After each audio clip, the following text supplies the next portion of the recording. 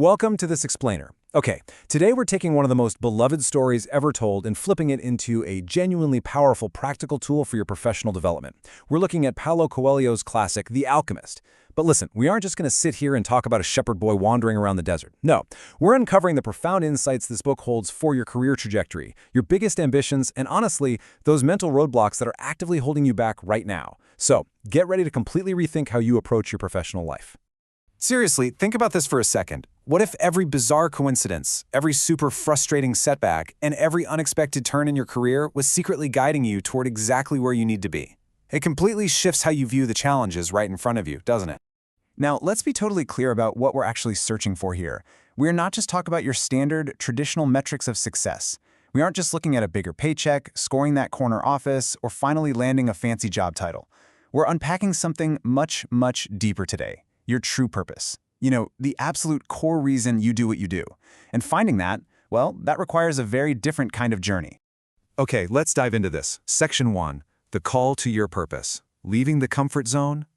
So, to really get this story introduces us to Santiago. He's a young shepherd from Spain with a very comfortable, highly predictable life. He gets to travel, he has his freedom, and he knows exactly what to expect when he wakes up tomorrow. Really, he represents the ultimate modern, safe job. But that comfort gets completely upended when he meets a mysterious old king who tells him about a personal legend. This is your true purpose. It's the thing you are uniquely meant to become. But here's the hard truth. Most people abandon it. Why? Because out of nowhere, that safe job suddenly feels way too risky to leave. For Santiago, his personal legend shows up as this recurring dream about a hidden treasure near the Egyptian pyramids. Now let's be real. Most people in his position, and honestly, most of us in our careers today, would brush a dream like that off as just pure fantasy. We'd tell ourselves, hey, be realistic, just focus on the steady paycheck. But Santiago literally can't stop thinking about it.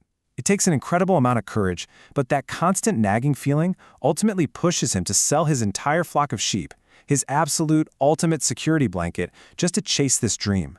Which brings us to Section 2, the reality of the journey, navigating the inevitable obstacles. Because here's what happens next. The second you step out of your comfort zone, the universe doesn't just hand you your purpose on a silver platter. It invites massive disruption. Almost right out of the gate, Santiago gets robbed, loses absolutely all of his money, and finds himself completely stranded in a foreign country. Now, look at the modern equivalence here. Getting robbed? That's like pouring your absolute heart and soul into a project, only for it to fail publicly. Getting stranded? That's facing a sudden market downturn or an industry-wide layoff that just strips away all your security overnight. Santiago's disaster in a foreign land is the exact metaphor for the sudden, totally unexpected career disruptions we all face when we try to build something truly meaningful. But he quickly figures out that success is absolutely not the absence of obstacles. When disaster strikes, most professionals would just retreat back to their old, safe job and say, well, I guess that dream wasn't meant for me after all. But Santiago? He keeps moving forward. Every single setback he faced, every brutal problem he had to solve in that foreign land, was actually actively teaching him a crucial lesson he was going to desperately need later on. Success is about continuing despite the obstacles. Now for Section 3, facing the real enemy, the ultimate boss of your career. Listen, those outside obstacles, the market downturns, the failed projects, the literal thieves, sure, they are incredibly tough, but they aren't the real enemy. I want you to really let this sink in. The fear of failure is often worse than failure itself. Just think about how much mental energy we completely waste dreading a bad outcome. The anxiety, the sleepless nights, the constant hesitation, that internal suffering is almost always way worse than just trying, failing, and dealing with the aftermath. The greatest tragedy isn't failing, it's never trying in the first place. The ultimate boss lives entirely inside your own head. Now, what's really interesting about this slide is how these specific fears paralyze incredibly talented professionals every single day. This is exactly why we abandon our dreams. Just as Santiago was initially terrified of losing his comfortable flock of sheep or getting stranded in a strange desert, we stay in toxic, dead-end jobs because we are absolutely terrified of losing our security and facing real change. We don't speak up with a groundbreaking idea in a meeting because we're afraid of looking foolish or getting rejected by our peers. These fears just keep us stuck in the pasture. You know what I found totally fascinating about the source material here is the antidote it provides. It's this idea that when you truly want something, the universe conspires to help you. And no, this isn't some mystical magic. Let's reframe this. When you deeply commit to a meaningful professional goal and actually push past those fears, you fundamentally change. You become way more courageous, highly persistent, and acutely aware of your surroundings. The world hasn't magically shifted around you. You've just finally opened your eyes to the opportunities that were literally sitting right in front of you the entire time. Moving into Section 4, the language of success. Decoding the signals of life. So, in the story, life is constantly sending us signals. They call it the language of the world. We're talking about unexpected opportunities, intuition, repeating industry patterns, and those undeniable gut feelings. Have you ever just known a project was going to bomb, or had this sudden random instinct to reach out to a specific mentor? That is the language of the world talking to you. The problem is, most professionals are simply too distracted by their daily grind, their overflowing inbox, or their fear of making a mistake to even notice these small, vital clues pointing them in the exact right direction.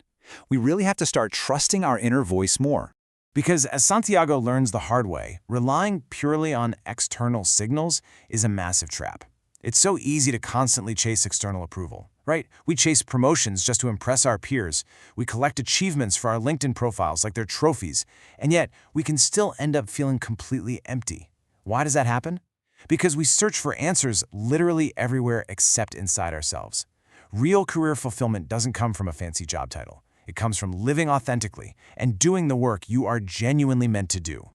All right, Section 5, Finding the Real Treasure, the ultimate plot twist.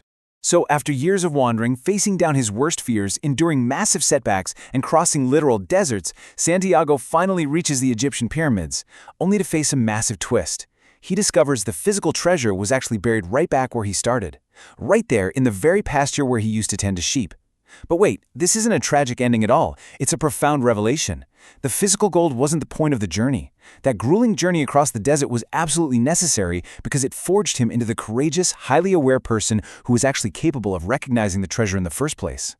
So the crucial point is, how do we apply Santiago's journey to our own careers right now? First off, listen to the projects and ideas that repeatedly call your attention. Don't ignore them. Second, face the fear. Stop letting the fear of looking foolish or losing your comfort zone make your career decisions for you. Third, when a project fails, and it will, treat it as a necessary lesson, not a sign to just quit your industry. Fourth, give your intuition a real seat at the table alongside logic. And finally, realize that the messy, incredibly difficult journey of building your career is actively upgrading you into a much more capable professional. Overcoming this fear of failure? Yeah, it's not easy.